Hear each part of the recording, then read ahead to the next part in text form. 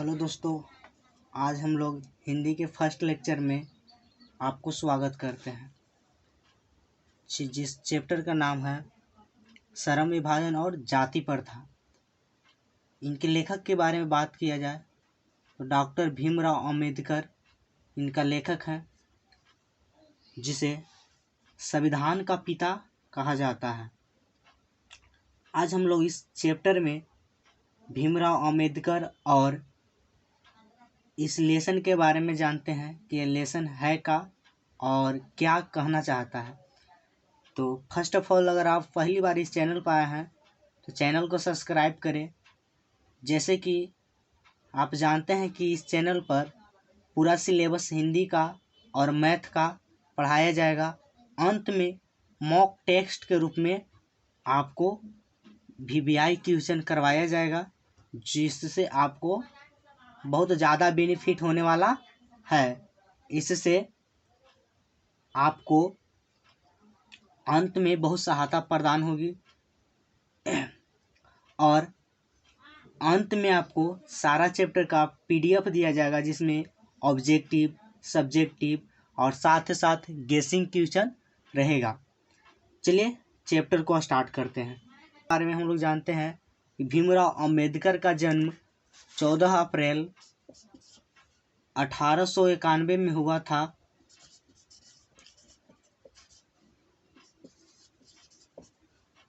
जो महू गांव मध्य प्रदेश के एक दलित परिवार में जन्म इनका हुआ था। जैसे कि जिस समय ये 1891 की बात कर रहे हैं तो उस समय भारत में जाति प्रथा एकदम चरम सीमा पर था। बहुत सताए हुए लोग, कुचले हुए लोग, उस टाइम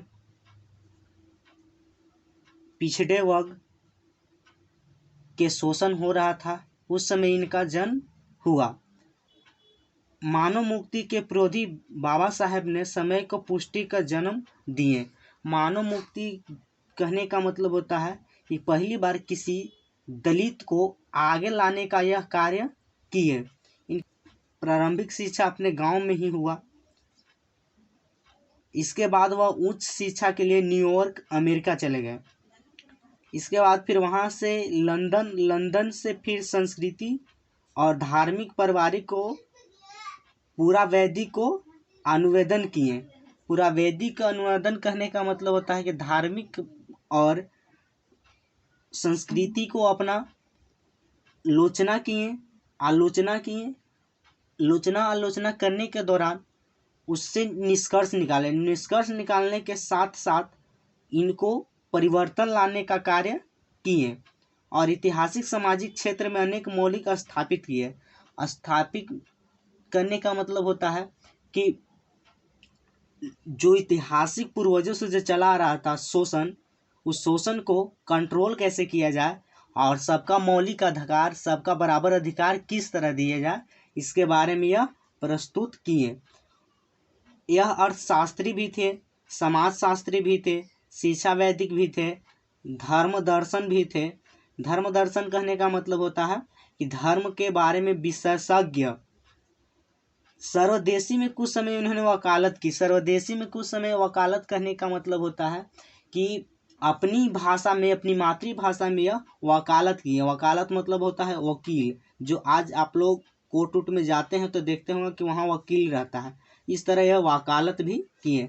सामाजिक और राजनीति को बेहतर बनाने में महत्वपूर्ण भूमिका निभाया। इसके अंतर्गत अछूत, स्त्रियों, मजदूरों, असहायहीन दलितों को भी यह आगे लाने का कार्य किए। जिस समय की बात किया जाए 1891, लगभग 1900 को लपेट, 1905 के लपेट, उस समय इतना शोषण किया जाता था जाति प्रथा को लेकर, नस्ल को लेकर, पिछड़े वर्ग को लेकर। उस समय बराबर अधिकार के नाम पर शून्य माना जाता था। लेकिन यह 3 व्यक्तियों से प्रेरित हुए।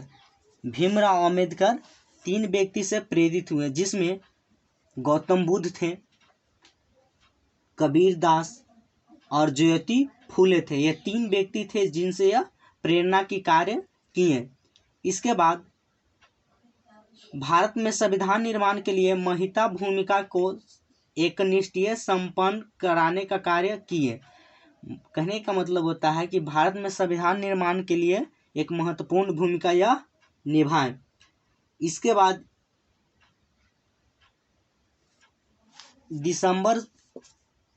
दिसंबर का मंथ था 1956। दिसंबर मंथ 1956 में दिल्ली में बाबा साहेब का निधन हो गया। साहब ने अनेक पुस्तक लिखी जिसमें से प्रमुख रचना भाषण था the caste in India, their mechanism, genesis and development, the untouchables, you are दुस्तज, Buddhism and commission, Buddha and his dharma, thoughts on legislation states, the right and follow of the Hindu, women's, annihilation of caste. Hindi की प्रमुख रचना इनकी थी।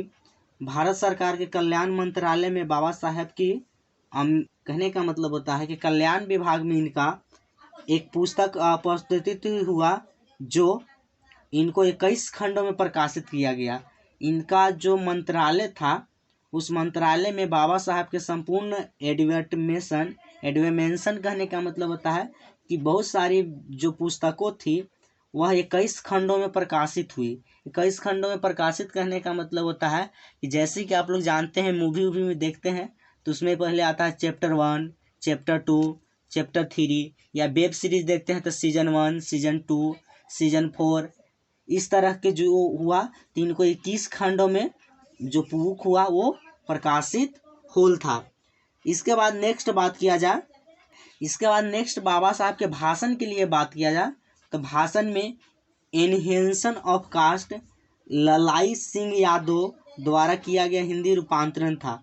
कहने का मतलब होता है कि बाबा साहब ने एनहेंसन ऑफ कास्ट एक बुक लिखे थे जिनका प्रकाशन हिंदी में किया गया था। जो व्यक्ति का नाम था ललाई सिंह यादव। जैसे कहने का मतलब होता है कि बहुत सारा जो मूवी बनता है तेलुगु, तमिल, उसको डबिंग किया जाता है। डबिंग जैसे हिंदी में उसको कन्वर्ट किया जाता है और सारा इस तरह इनका बुक था। तो अपने भाषा में यह लिखे थे, अंग्रेजी में लिखे थे। जो ललाई सिंह यादव थे वो क्या किए थे, इसको हिंदी में रूपांतरण किए थे।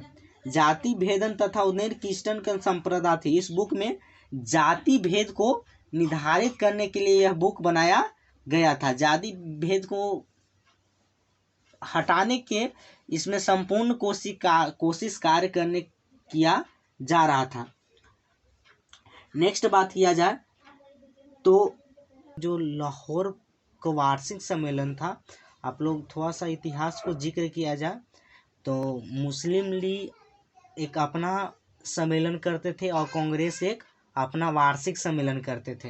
वार्षिक सम्मेलन कहने का मतलब होता है कि सारा पूरे ईयर का एक सम्मेलन द्वारा प्रस्तुत किया जाता था कि इस साल सरकार के साथ कौन सी मांग मनवाई जाए। इसके लिए मुस्लिम लीग भी अपना अधिवेशन करता था और कांग्रेस भी अपना अधिवेशन करता था। तो उस समय बात किया जाए, यह अधिवेशन 1936 की बात है।